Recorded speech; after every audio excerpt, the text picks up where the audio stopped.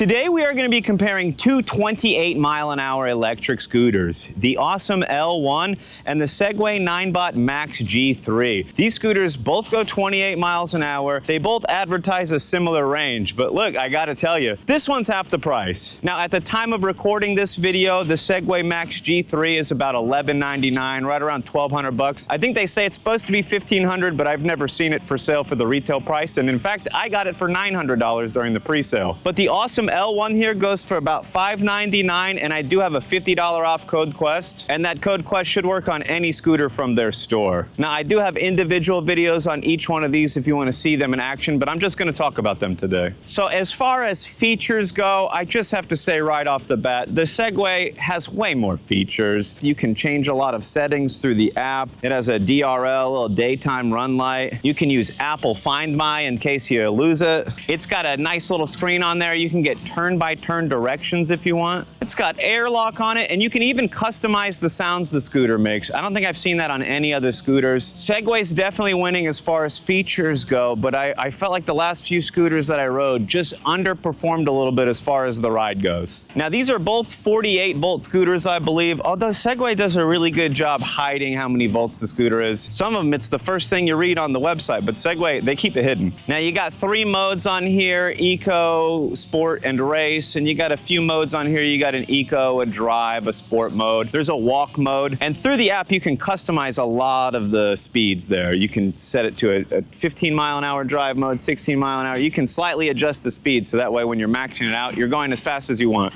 Now, the charge time is a huge difference on both of these. I just want to talk about that because the Ausom, in fact, any Ausom, has kind of a long charge time. This one's 11 hours to get from 0 to full, and you only have one charging option. There's no dual port, there's no additional charger. For the Segway G3, it has super fast charging. You can get to full in 3.5 hours with the default charger, and they even have additional charging options. You can charge it to full in 2.5 hours, which that charges way quicker than the Ausom. Now, another area where they differ and where this one loses a lot of points is the range. Now, I'm learning a lot of scooter companies will advertise the range, and they're only going to tell you like the farthest possible you could get in their Eco or their slowest speed. Now, this guy, they say you're going to get about 44 miles. That's if you're in the Eco mode. And on this one, they say you're going to go 50 miles. So they say you're going to go further. And they also do a breakdown of how far you're going to go at each speed. And they say on their website at 28 miles an hour in the max speed mode that you're going to go 25 miles total. I'm telling you, I've tested this out multiple times. I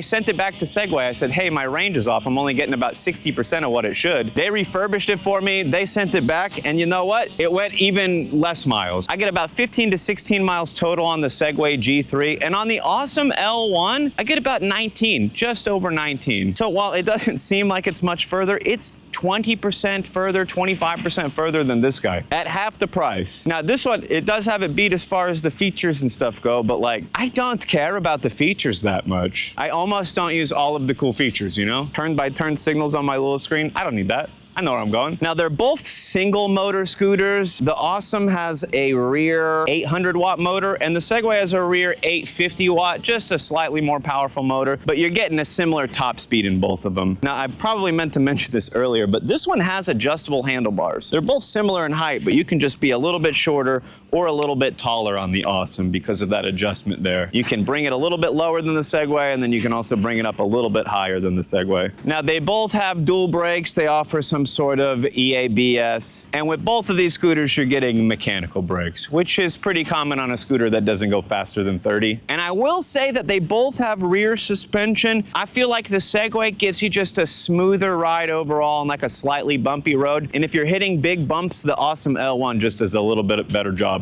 Now, I do have to say, I like the size of the Ausom a little bit more. They give me a spot on the back to put my foot on the kick plate. This one not only doesn't have a kick plate, but it has like a plastic fender there that says don't put your foot on it. But the way that my foot naturally rests on this, I'm just always stomping on that fender, which there's a couple of scooters that don't have a kick plate and I put my foot on the fender. One of them I was pushing down so hard that it was like pressing into the tire. So gotta be careful on that. The handlebars are wider and the grips are just way better. You got nice palm rests on these.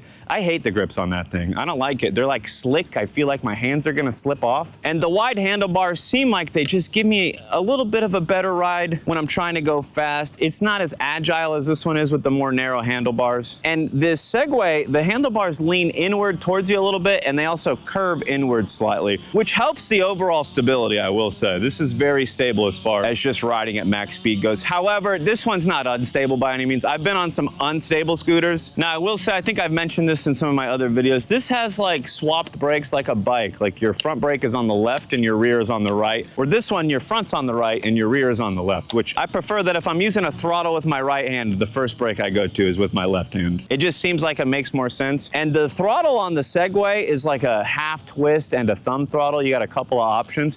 I really like that, but I like the trigger throttle on the Ausom so much more. It's my favorite type of throttle for a scooter. And look, in the future, I might see if I can swap some of my other scooters out to having a trigger throttle because look, I like it so much more. Now, they both offer turn signals on the scooter. The Ausom has just little blinkers on the back of the scooter, but the little bumper switch to activate the actual turn signal, it's so sensitive. If you hit a bump, it thinks you pressed it and that you're turning right. So I'll hit a bump and then my blinker just comes on. I hit another bump and it'll turn off. The blinkers on any of the Ausom scooters, kind of annoying, and it seems counterproductive if it's always on. And with the Segway here, you get flashing lights on the front and the back of the handlebars here, so you can theoretically see it from the front or the back. But if your hands are covering it, you're not gonna see it. It doesn't flash on the deck anywhere, just on the handlebars. Now, I do wanna say the tires are slightly different. The Segway has 11-inch street tires, and they're 11 by 2.5 inches. They're kind of rounded. It feels like it helps me glide really well on a smooth road and get some nice maneuverability. On the Ausom L1, it has a 10-inch tire, slightly smaller, but it's slightly wider at 2.75 inches. And the tread on the L1 is just a little bit more designed for off-road. But I have taken both of these scooters off-roading, and the Segway has traction control you can turn on through the app, and it seems like it handles mixed terrains a little bit better. And also, the tires on the Segway Max G3 are like self-sealing or puncture resistant. If you stab the tires, they got a gel in there that fills it up. This one does not. So maybe in the future, Ausom will just upgrade their tires slightly because these things are pretty nice. Now, I think I mentioned the height on this one. This one, they don't really say a max height on there, but it does say you need to be at least 5¼ feet tall. And I'm on the taller end. I'm about 6'4" in Florida. This one's not too small by any means. It seems just right as far as the height goes. But if I was any taller, I could see myself struggling to be comfortable on this one.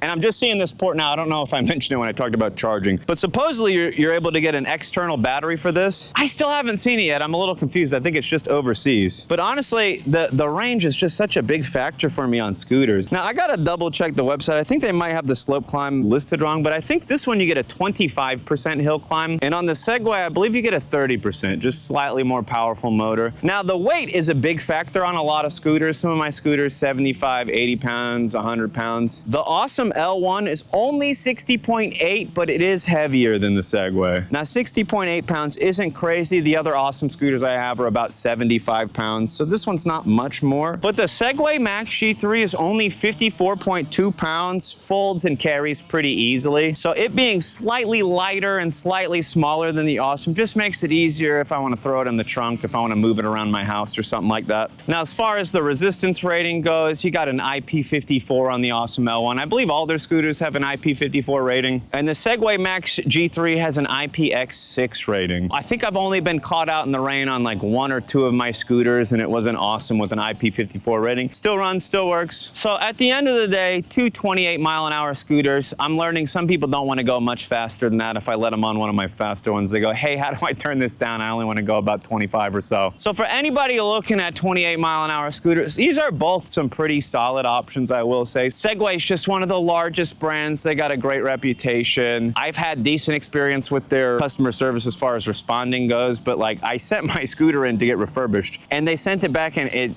it didn't perform any better. I think they didn't do anything to it. I think they just plugged it in somewhere, tested it, and they go, yeah, our computer says it's good, and then they just sent it back. I don't know, I couldn't, I've been too busy to follow up on that, but just out of the box and the experience that I get, like, they both go 28, but this one, it's just a little bit bigger. It's a little bit more comfortable for me to ride with the palm grips, with the wider handlebars, with the kick plate. The Segway is nice. It feels like it's a really nice ride overall. It's got a lot of features. It's really slick sleek looking. But like once I'm just out there and riding and I'm not really worrying about any of the features, it's just mostly about like handling, speed, and range for me. And they got a similar speed, they got a similar handling, but the range on this guy, it's just like 20% more. So if you're looking into scooters, just know these are both pretty solid. I like them both. You can get this one for about half the price. I do have a code Quest over at the Ausom store. I don't have a Segway code. I'll link to where you can get it on Amazon. So if you're looking into getting the Ausom L1 or the Segway Ninebot Max G3, I hope this video helped you at least get a little bit more information. Sometimes you just read the specs on the website and they're embellishing a little bit or they're rounding way up.